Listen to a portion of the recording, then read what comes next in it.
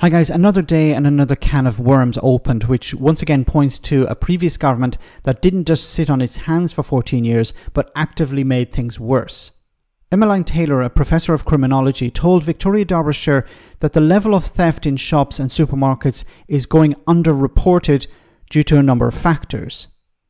The Tories, when in power, claimed that crime was down, and in some cases it was, but it may be instead that reporting of it has decreased for a range of reasons.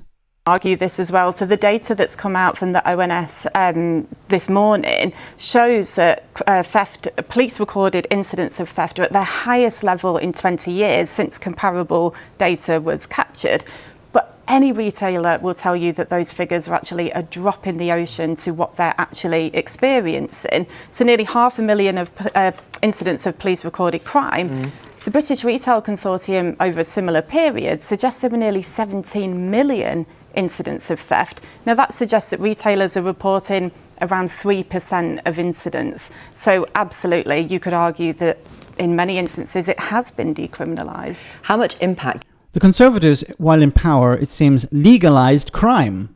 It's no longer a crime to commit a crime because, well, you won't be punished for it. And why would people not be punished? Well, because of a number of reasons. First of all, police resources are at breaking point. The police don't have the resources available to investigate small crimes, petty crimes.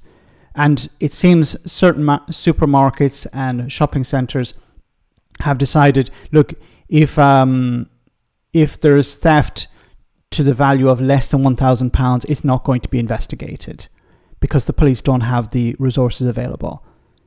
You know, they can't put people in prison either because the prisons are full, and you're not going to be putting petty criminals in prison when there are dangerous people on the streets.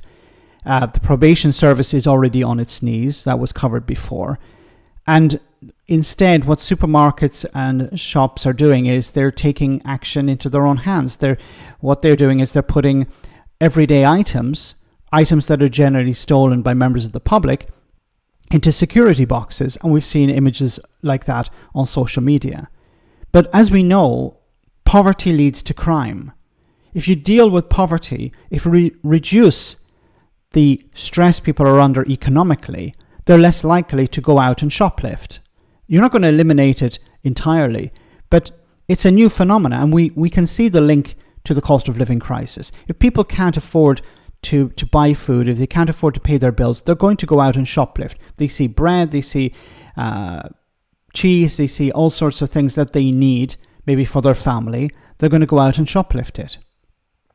And they know that they're going to get away with it. There may be a bit of a struggle in the supermarket, but they know at the end of the day they're not going to be punished because it's too expensive for the police to investigate these crimes. You know, if we're talking about a few quid, 50 quid's worth of food maybe, the police are not going to investigate that when there are serious criminals on the streets or because they have fewer resources. So of course, in a sense, it's going to be decriminalised. But we have to thank the Conservatives for that. They didn't fund the criminal justice system sufficiently when they were in power, and they didn't deal with the cost of living crisis. Let me know in the comment section, guys, what you think. As always, your comments are greatly appreciated. Thanks a lot.